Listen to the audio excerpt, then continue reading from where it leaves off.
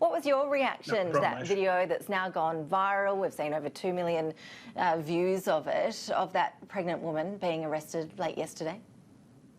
Well, I don't think anyone could conclude that it's anything other than over-policing. You've got a woman who's 8 months pregnant, as I understand it.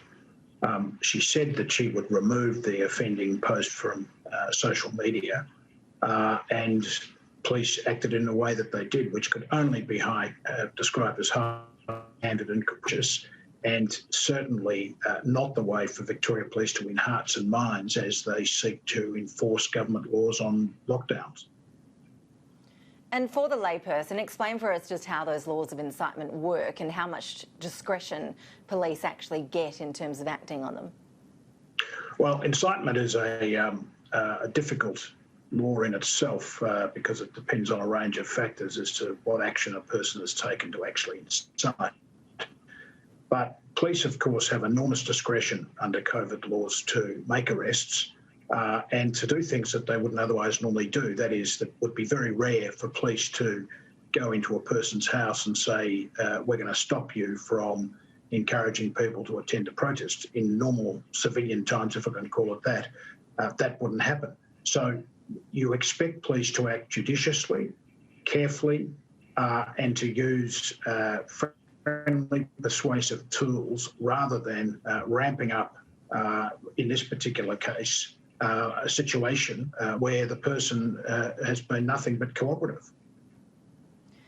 The police did acknowledge today that the optics were terrible in their terms, in terms of focusing on a pregnant woman in this situation. But police did point out that a person's personal attributes, if they're pregnant or not, it doesn't make a difference in terms of how people are treated. Is that fair enough? Well, I don't think that's right. And in fact, we saw yesterday, I think it was Sam Newman, well known in Melbourne, got a polite knock on the door. And I think some people do get polite knocks on the door in this COVID crisis, and other people get a rough treatment. And certainly, if you've got a person who's in her position, she's vulnerable. As I understand it, they took her phone. You would think that a person who's pregnant would need their phone 24/7. This just seems to be excessive treatment.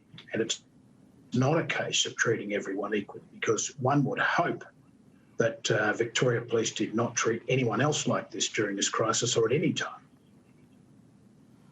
So what should have happened as soon as the woman offered to remove the post? Was that offer by her a crucial sort of piece of the puzzle, do you think, in terms of how the police should have reacted to that situation?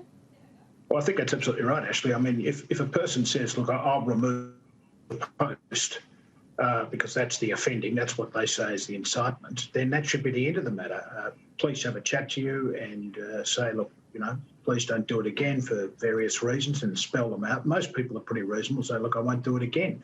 That should have been the end of the matter. And for the Victoria Police to seek to in any way defend these actions, I think, as I say, does not help them in what is a difficult policing environment, that is to try and get people to comply with laws which cut against the sort of freedoms that we normally have in Victoria and that you normally have around Australia.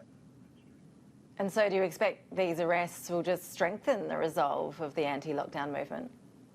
I think that the risk, if you see over-policing, and we see this, of course, in the United States in very different contexts in the Black Lives Matter movement, but the more that police are aggressive, it can tend to have the impact of people saying, well, actually, I'm now going to go out in sympathy with this woman or anyone else who feels as though there's an injustice that's been done. And so that's the risk. Greg Barns, always good to hear your insights and analysis. Thanks for joining us. Thanks, Ashley.